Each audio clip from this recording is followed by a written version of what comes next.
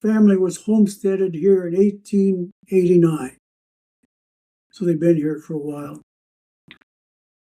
We walked out to the corner, which is out here, about a mile from the house. Let's get the school bus to go to school. And rain or shine, we walked that.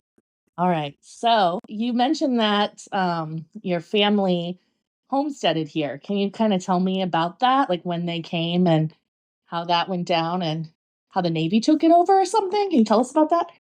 The family, Grandma Nielsen's side, came across from Denmark, and they walked across the Isthmus of Panama, and then they came up the coast. So that's they told stories of that. But family's been here a long time. The ranch was homesteaded in 1889. And what do you have to do? What is it, 5 years to prove up? I think it is something like that before you get your certificate signed by Benjamin Harrison. I think the original land grant is still on the wall at the foot of the couch in the living room there. Oh, the Navy took over a piece up the road and put in 4 300-foot towers. Where was this at? On Wireless Road? On Wireless Road. And then they had guards around it. And I was born in 1938, and Mr. Parker, I think he was a captain, but I'm not sure because I wasn't that old. I was 4. David was 6. We would go up to walk up the road from the farmhouse to the radio station, and then we'd hide in the grass. And we waited till the guards walked by. And then we'd sneak under the fence and then run like hell to get over to Ace and Deuce Parker's house before the guards caught us. They knew we were there all the time.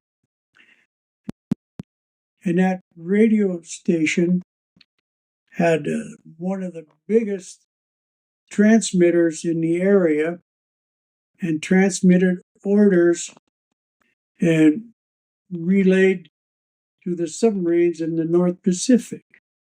Which war was it?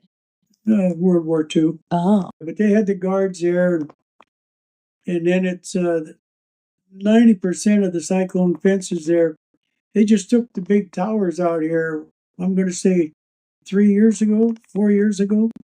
But yeah, it had its own fire pump pond protection. It had one of the biggest diesel-powered generators I had ever seen, slow turning. And Mr. Chase, who was the caretaker, he sat in a little room and said, "Here, listen to this." And he fiddled with the radio dial, and I heard Tokyo Rose. Now, who in the devil was Tokyo Rose? I don't have a clue. But as I got older, she was on the radio and would come in and tell the troops where they landed and talk to them and tell them they should go back home so they didn't get hurt. Why do you think they chose to put the radio station military on Wireless Road? Or was it even named that, or did they name it after that? I think that the county named it after that. It wasn't the wire. I mean, it's always been a Wireless Road, as far as I know.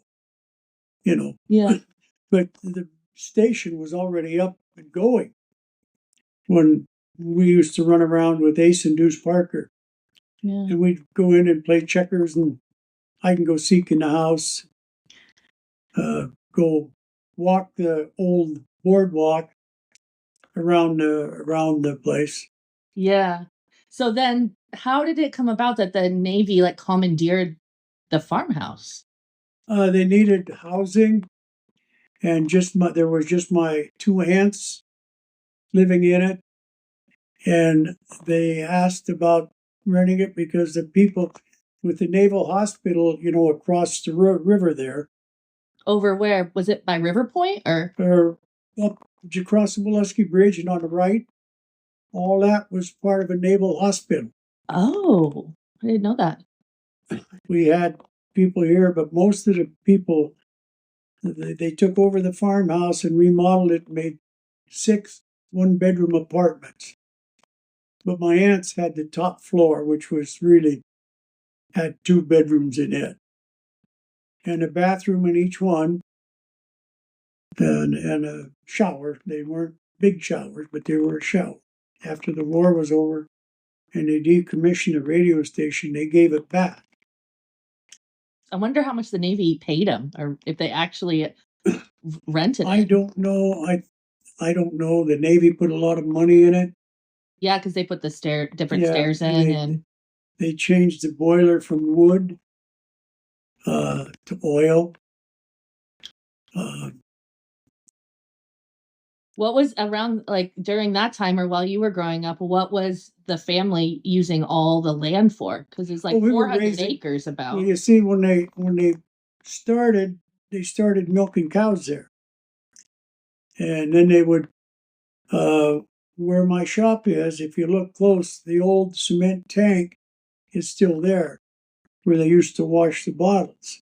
Used to take the milk they milked in the fields on sleds, put the cow up on a sled, milk it, and then take the milk back to the barn. When they got the sled full, process it, put the quarts of milk on the boat, the Teddy Roosevelt, and take it around to the end of the garbage dump road, unload it at the stable, and then they would shag milk all through town. That's, going from house to house, delivering milk or cream, whatever they wanted. But I was too young for that. When they first started crossing it there, they had a rope strung there with pulleys at each end. And you would get in this like a barge and you pulled yourself across the river on the rope. But that was all gone before I was born. So, did you guys have a dairy name or something, or was it just Hess and Sons Dairy?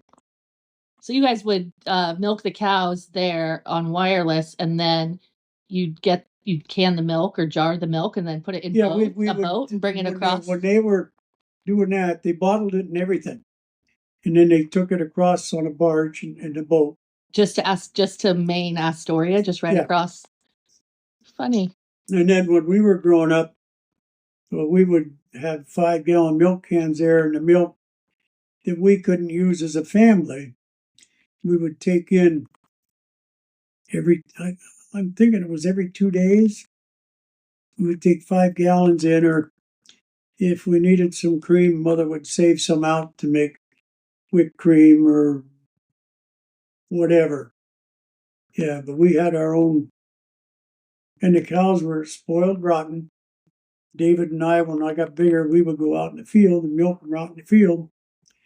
Take the milk bucket and a coffee can of grain and a stool and just dump the grain on the ground and the cow would eat it. We'd wipe them off and milk them, and didn't even put them in the barn.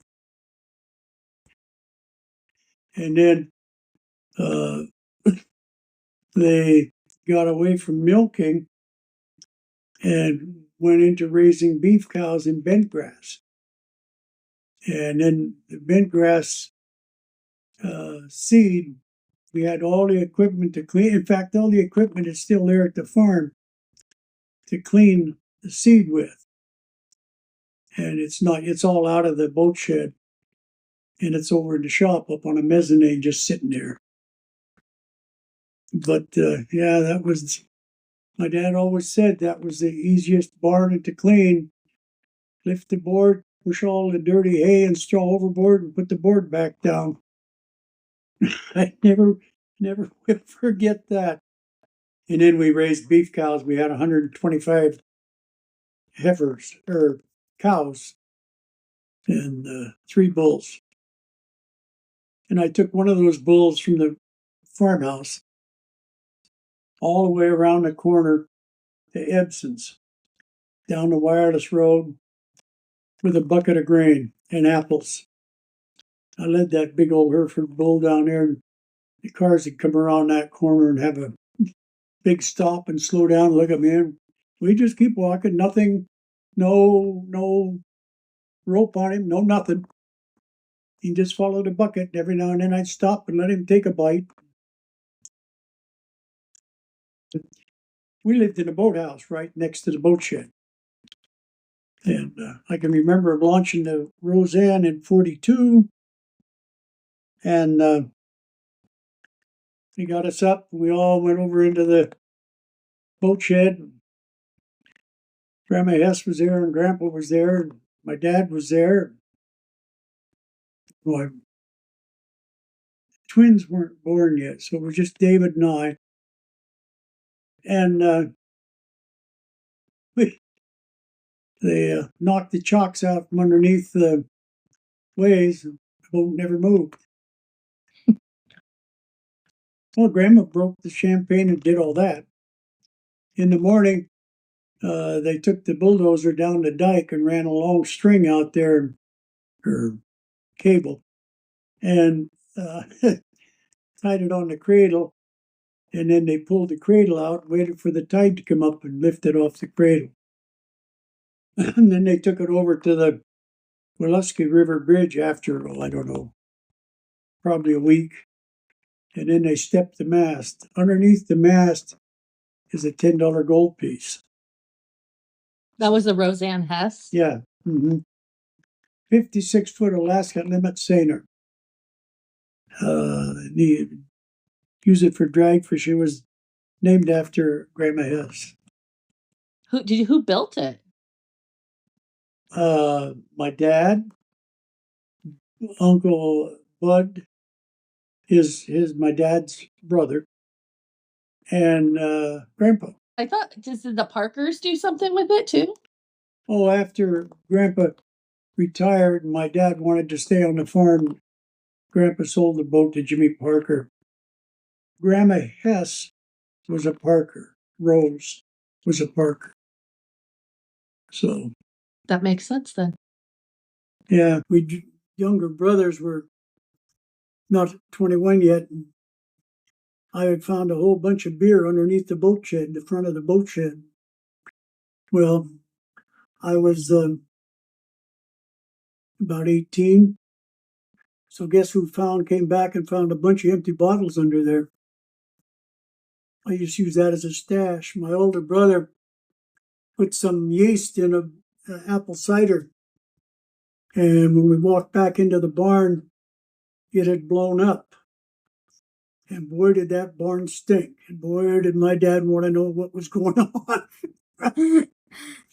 But that's, yeah. Anyway, thanks for asking.